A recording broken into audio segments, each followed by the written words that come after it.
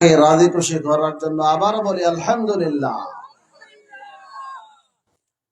আমি আপনাদের সামনে কোরআনে কারীম থেকে একটি আয়াতের অংশ বিশেষ তিলাওয়াত করেছি।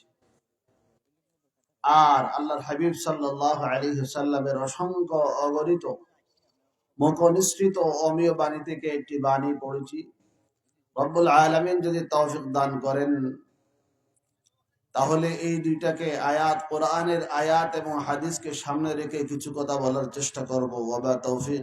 তাদের ভালোবাসা আল্লাহর প্রতি অগাধ, অকৃত্রিম, নন আর্টিফিশিয়াল, রিয়েল ভালোবাসা, এবং ভালোবাসাটা অসীম, প্রচুর ভালোবাসে তারা আল্লাহ। আসাদ্দু হুব্বান লিল্লাহ। আর আল্লাহর ভালোবাসা পাওয়ার জন্য, আল্লাহকে চেনার জন্য, আল্লাহর সাথে বান্দার সুসম্পর্ক তৈরি করার জন্য আল্লাহ রাব্বুল আলামিন আমাদের কাছে একজন মানবতার মুক্তির দূত পাঠিয়েছেন। তার নাম কি? সবাই বলুন, মুহাম্মাদুর রাসূলুল্লাহ সাল্লাল্লাহু আলাইহি ওয়াসাল্লাম।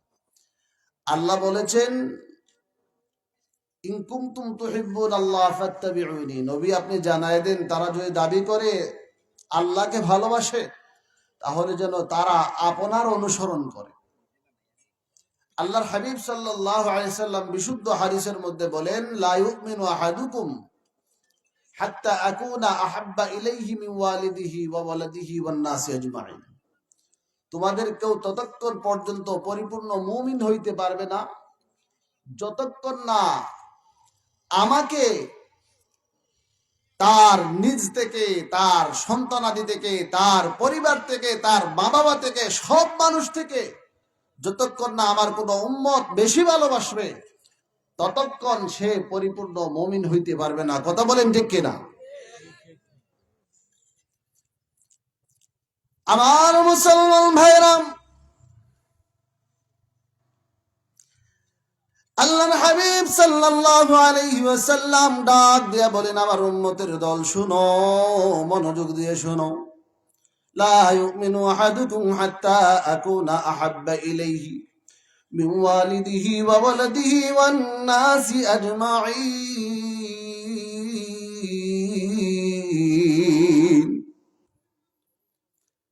আল্লাহর হাবিব বলেন, তোমাদের কেউ ততক্ষণ পর্যন্ত মুমিন হইতে পারবে না যতক্ষণ না সে আমাকে ভালোবাসবে, তার নিজ থেকে, তার সন্তানাদি থেকে, তার স্ত্রী থেকে, তার মা বাবা থেকে বেশি ভালোবাসা আমাকে ভালো না বাসবে ততক্ষণ পর্যন্ত কোনো মুমিন হইতে পারবে না।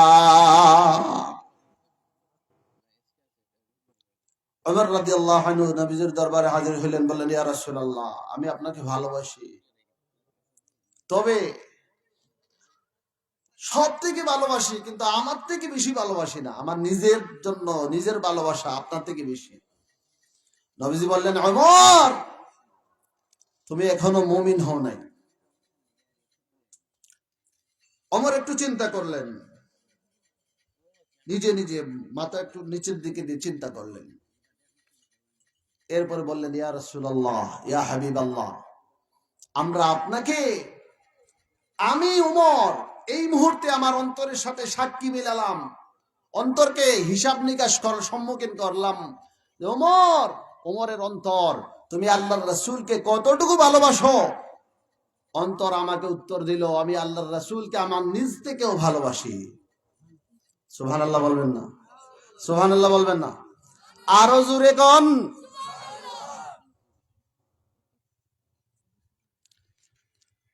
আল্লাহর রাসূলের সাহাবী আমিরুল মুমিনিন খলিফায়ে রাশিদ ওমর রাদিয়াল্লাহু আনহু বলেন, ইয়া রাসূলুল্লাহ, ইয়া হাবিবাল্লাহ, আমি আপনাকে ভালোবাসি, আমি আপনাকে ভালোবাসি গো নবী, তবে আমার ভালোবাসা সারা দুনিয়ার মানুষ থেকে আপনাকে বেশি ভালোবাসি, কিন্তু আমার ভালোবাসা আমি আমার নিজ থেকে বেশি কাউকে আপনাকে ভালোবাসি না, আমার নিজেকে আপনার থেকে বেশি ভালোবাসি। আল্লাহর হাবিব বলেন, ওমর, এখনো তুমি পরিপূর্ণ মুমিন হও নাই। পরিপূর্ণ মুমিন যদি হতে চাও ওমর, তাহলে তোমার নিজের নফসের থেকেও বেশি আমাকে ভালোবাসা লাগবে। ওমর রাদিয়াল্লাহু আনহু নিচের দিকে তাকান, কিছুক্ষণ চিন্তা করেন, ভাবনা করেন, চিন্তা করেন, ভাবনা করেন। মনকে জিজ্ঞাসা করেন, ওমর, উমরের মন তুমি বলো তুমি নবীকে কেমন ভালোবাসো? ওমরের মন উত্তর দেয়, ওমর, নবীকে আমি আমার নিজ থেকে ভালোবাসি। ওমর রাদিয়াল্লাহু আনহু নবীজির দরবারে গিয়ে এই কথা বলেন। নবী বলেন, ওমর, এই মুহূর্তে তুমি পরিপূর্ণ মুমিন হইয়া গেলা। সুবহানাল্লাহ। তাহলে বোঝা গেল পরিপূর্ণ মুমিন হওয়ার জন্য নবীকে ভালোবাসতে হবে কতটুকু? কতটুকু ভালোবাসা? নিজের জান থেকে বেশি ভালোবাসলে তখনই আপনি পরিপূর্ণ মুমিন হতে পারবেন। কথা বলেন ঠিক কিনা? কথা বলেন ঠিক কিনা? আরো আস্তে। আমার মুসলমান ভাই বন্ধুগণ, আল্লাহর নবীর সাহাবীরা নবীজিকে কেমন ভালোবাসতেন, কেমন ভালোবাসতেন আপনারা জানেন। বিলাল রাদিয়াল্লাহু আনহু নাম শুনছেন? বিলাল, বিলালের নাম শুনছেন? বিলালের বাড়ি কোথায়? আফ্রিকা। আফ্রিকা বাড়ি কই? আফ্রিকা। ইথিওপিয়া নাম শুনছেন না? হাবশা। হাবশাকে ইথিওপিয়া, বর্তমানে একটা রাষ্ট্র, ওইটার নাম ইথিওপিয়া, ওইখানে বিলালের বাড়ি। বিলাল গোলাম ছিলেন। কালো কালো লোক দেখছেন না? আফ্রিকার কালো কালো, মোটা মোটা কালো, ছোট কালো, দাঁতটা শুধু সাদা, পুরো বডিটাই কালো, হাতের ওইটাও কালো, পায়ের তলাও কালো। এরকম কালো লোক আছে কিনা? আছে কিনা? সমাজে দেখছেন কিনা? অনেক সময় দেখা যায় না, মানুষটা পুরা কালো, নাম রাখছে চান মিয়া, এমন আছে কিনা সমাজে? নাম কি? চান মিয়া, দেখতে পুরাটাই কালো। কথা বলেন ঠিক কিনা? নাম রাখছে বাঁশখালী, বাঁশে ভরা, নাম রাখছে কি? বাঁশখালী। রসে ভরা, নাম রাখছে কি? কথা বলেন। আনারস, রসে ভরা, নাম রাখছে কি? আনারস কাটলে রস বের হয় কিনা? আনারস মানে রস নাই, রসে ভরা, নাম রাখছে কি? আনারস। দানায় ভরা, কাটায় ভরা, নাম রাখছে বেদানা, নাম রাখছে কি? এই কথা বলে না, নাম রাখছে কি? বেদানা। বেদানা মানে দানা নাই, বেয়াদব মানে আদব নাই, তো বেদানা মানে কি? কোনো কাটা নাই, কাটায় ভরা, নাম রাখছে কি? বেদানা। বাঁশখালী, বাঁশে ভরা, সবচেয়ে বাঁশের বড় ফ্যাক্টরি যেখানে হয়, নাম রাখছে বাঁশখালী। এজন্য নাম দিয়ে শুধু পাগল হয়ে যায় না। আমাদের অনেক মানুষ আছে না, ইসলামের নাম শুনলেই দৌড় দেয়, আছে না? আরে আহমদিয়া মুসলিম জামাত, কাদিয়ানি, কাফের, বেঈমান, যে রাসূলের রিসালাতে বিশ্বাস করে না, খতমে নবুয়তে বিশ্বাস করে না, এই কাদিয়ানি তাদের জামাতের নাম দিছে আহমদিয়া। কথা কয় না? আহমদিয়া মুসলিম জামাত কি নাম দিছে? আহমদিয়া মুসলিম জামাত। মুসলমান শোনো, কোন ভণ্ড কাদিয়ানি বেঈমান যদি আমার নবীর ইজ্জতে আঘাত করার জন্য আসে, মুসলমানের জান প্রাণ থাকতে, শরীরে এক ফোঁটা রক্ত থাকা সত্ত্বেও আমরা বরদাস্ত করবো না। কথা বলেন ঠিক কিনা?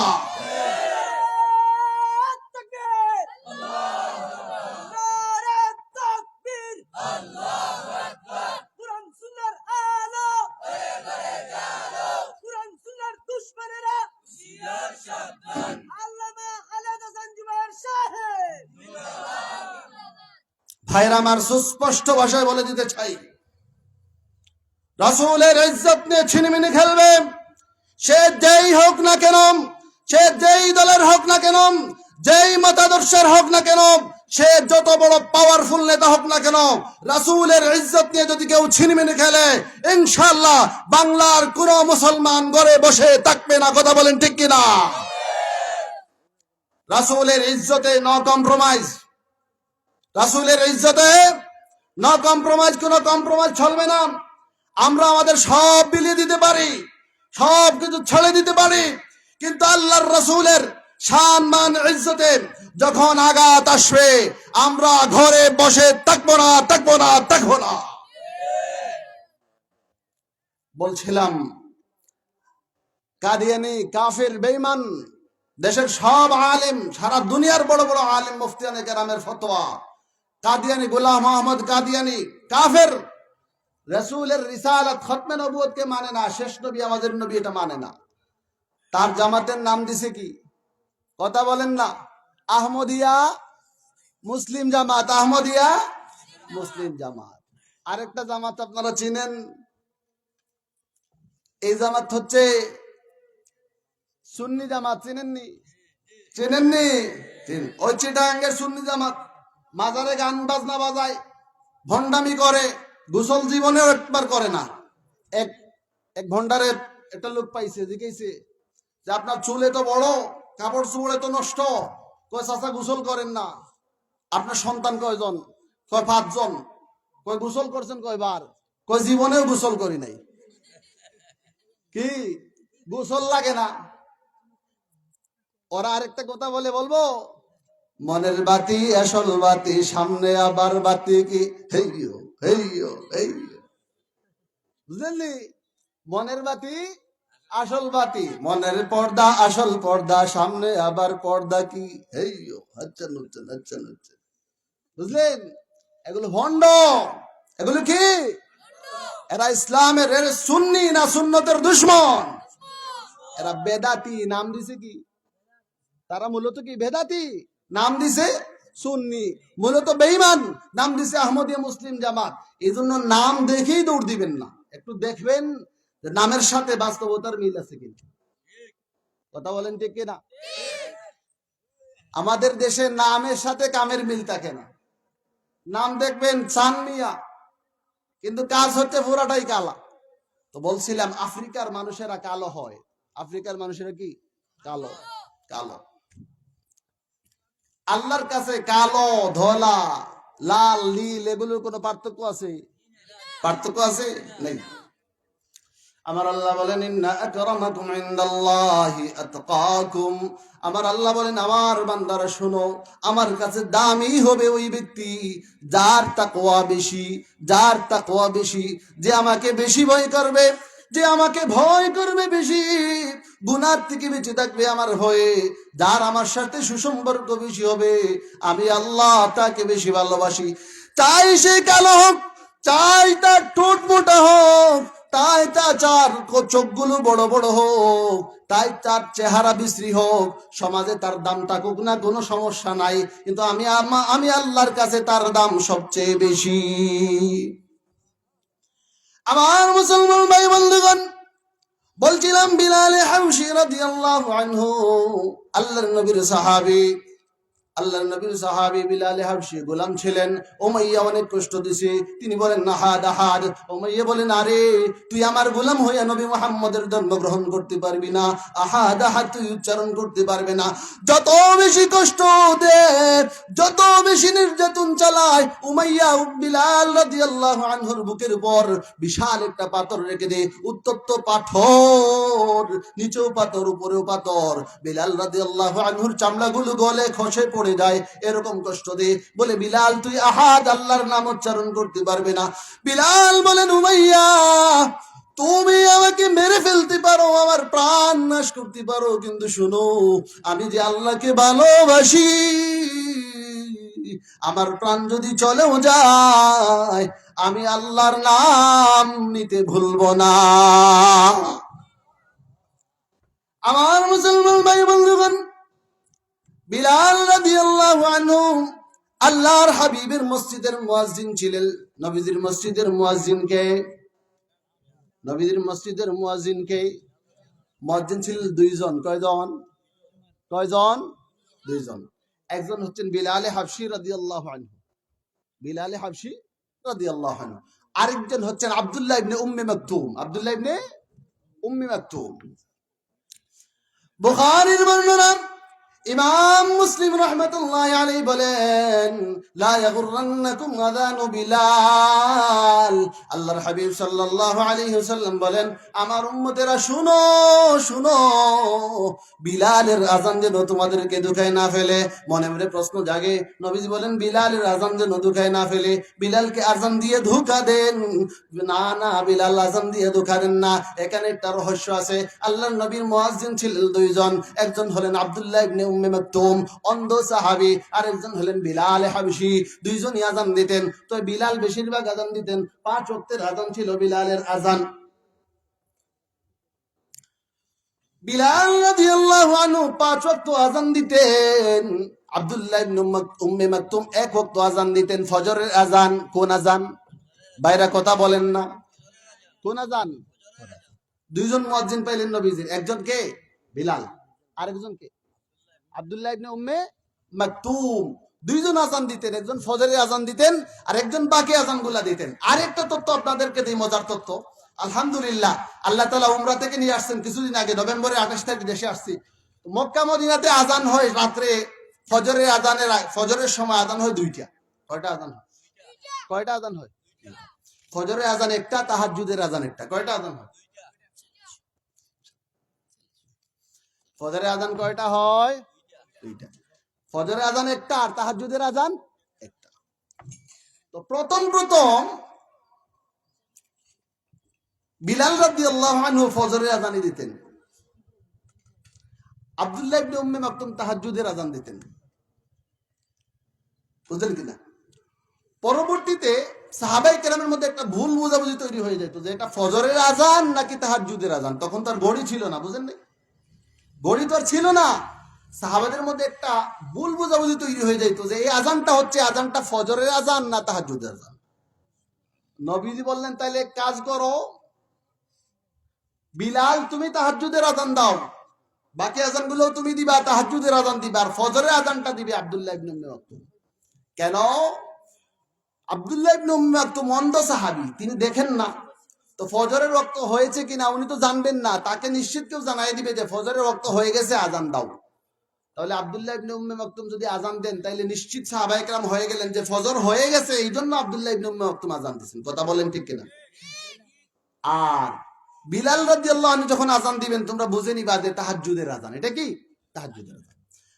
আমার মুসলমান ভাই বন্ধুগণ, আল্লাহর হাবিব সাল্লাল্লাহু আলাইহি ওয়াসাল্লাম এই কথা জানায় বলেন, আমার উম্মতেরা লা ইয়াগুররান্নাকুম আযানু বিলাল, আমার উম্মতেরা শুনো, বিলালের আযান যেন তোমাদেরকে ধোঁকায় না ফেলে। বিলালের আযান শুনে তোমরা ফজরের আযান হয়ে গেছে এটা ভেবে খানা পিনা বন্ধ করে দিবা না। সেহরির সময় যদি হয়, ইফতারের রোজার রমজান মাস যদি হয়, তাহলে বিলালের আযানকে ফজরের আযান ভেবে খানা পিনা বন্ধ করে দেওয়ার দরকার নাই, তাহাজ্জুদের নামাজ বন্ধ করে দেওয়ার দরকার নাই। বরং বিলালের আযানের পর যখন উম্মে মাকতুম আযান দিবেন, তখন তোমরা ভেবে নিবা ফজরের আযান হয়ে গেছে। সুবহানাল্লাহ বলবেন না? আরো আস্তে কোন। এই ঠান্ডার সময় কিছু কথা টথা না বললে মাহফিল জমবে। কথা বলেন না, কথা বলবেন আপনারা সাথে। আমার ভাই বন্ধুগণ, আল্লাহর নবীর সাহাবী বিলাল, মুয়াজ্জিনের রাসূল, নবীদের মুয়াজ্জিন কে? বিলাল, নবীদের মুয়াজ্জিন কে? আচ্ছা চিন্তা করেন, নবীজি মেরাজের রাতে গেছেন, গিয়া শুনেন আমি আমার আগে একটা পায়ের কদম শুনি। ভাবলাম কার কদম? আল্লাহ জিবরিলকে জিজ্ঞাসা করলাম, জিবরিল আমার আগে আগে কার কদম হাঁটে? জিবরিল বলেন, ওগো আল্লাহর হাবিব, আপনার আগে আগে যার কদম হাঁটে উনি আর কেউ না, আপনার ওই কালো সাহাবী মুয়াজ্জিনুর রাসূল বিলাল হাবশী রাদিয়াল্লাহু। আরো আস্তে কোন, আরো আস্তে কোন। চিন্তা করছেন বিলাল রাদিয়াল্লাহু আনহু, কালো টুটমোটা সাহাবীকে আল্লাহ কতটুকু মর্যাদা দিচ্ছেন? চিন্তা করছেন? নবীজির সাথে সাথে মেরাজের রাত্রে নবীজি গেছেন, নবীজির আগে একটা পায়ের তালি শোনা যায়। নবীজি বলেন, এটা কার পায়ের তালি? জিবরিল আমিন বলেন, এটা বিলালের পায়ের তালি। সুবহানাল্লাহ। আমার মুসলমান ভাই বন্ধুগণ, সেই বিলাল নবীজিকে কেমন ভালোবাসতেন শুনুন। আল্লাহর হাবিব সাল্লাল্লাহু আলাইহি ওয়াসাল্লাম যখন ইন্তেকাল করলেন, দুনিয়াতে চলে গেলেন,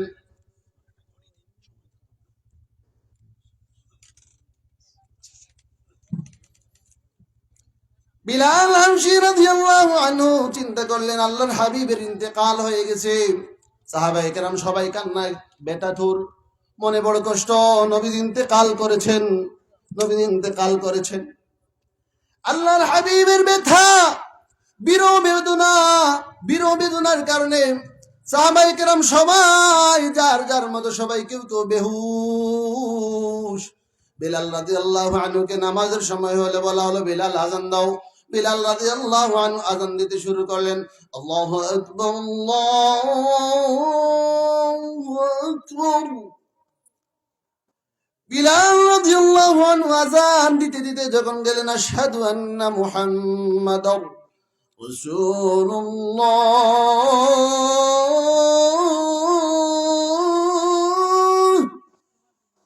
বিলাল রাদিয়াল্লাহু আনহু যখন এই জায়গায় পৌঁছে গেলেন, পৌঁছার সাথে সাথে বিলালের আওয়াজ বন্ধ হয়ে যায়, গলাটা বন্ধ হয়ে যায়। বিলাল আর আওয়াজ দিতে পারেন না।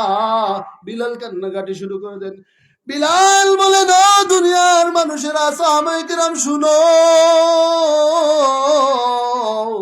সারা জীবন যেই নবীজির সামনে আমি আযান দিলাম, এই নবী আজকে দুনিয়াতে নাই। ওই নবীর নাম নিয়ে আমি আর আযান দিতে পারবো না। বিলাল বলেন, ও দুনিয়ার মুসলমানরা শোনো। আবু বকর ডাক দিয়ে বলেন, বিলাল আযান দাও। বিলাল বলেন, আমার পক্ষে আযান দেওয়া সম্ভব না। আবু বকর, আপনি আমাকে একটু অনুমতি দিন।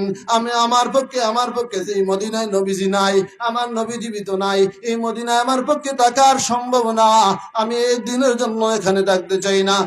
আবু বকর বলেন, বিলাল তুমি যদি চলে যাও, মদিনায় আযানের দায়িত্ব কে পালন করবে? বিলাল বলেন, ওগো আবু বকর, আপনার নির্দেশকে আমি সম্মান করি, শ্রদ্ধা করি, কিন্তু যেই জায়গায় আমার নবীজি দুনিয়াতে নাই, যেই বিলাল আযান দিয়ে নবীজিকে আযান শুনিয়েছে, এই বিলাল নবীজির অবর্তমানে মদিনাতে বসে আযান দিবে, এই দুঃসাহস বিলালের নাই। বিলাল বলেন, আবু বকর আমাকে অনুমতি দিন, আমি চলে যাই, সিরিয়াতে চলে যাই, ওখানে জিহাদ করতে করতে আল্লাহর রাস্তায় শহীদ হয়ে যাব। আমার মুসলমান ভাই বন্ধুরা, বিলালের কেমন ভালোবাসা ছিল। নবীজির ইন্তেকালের পরে বিলাল আর আযান দিতে পারেন নাই, অনুমতি নিয়ে সিরিয়ায় চলে যান। জিহাদ করতে করতে বিলাল রাদিয়াল্লাহু আনহু ওই জায়গায়, বিলালের মাকবারা, বিলাল রাদিয়াল্লাহু আনহুর কবর বর্তমানে দিমাশক, সিরিয়ার দিমাশক যে রাজধানীর বাবুল মাকবারাতুল বাবুস সগীর নামক একটা জায়গা, ওই জায়গায় বিলাল রাদিয়াল্লাহু আনহুর কবর রয়েছে।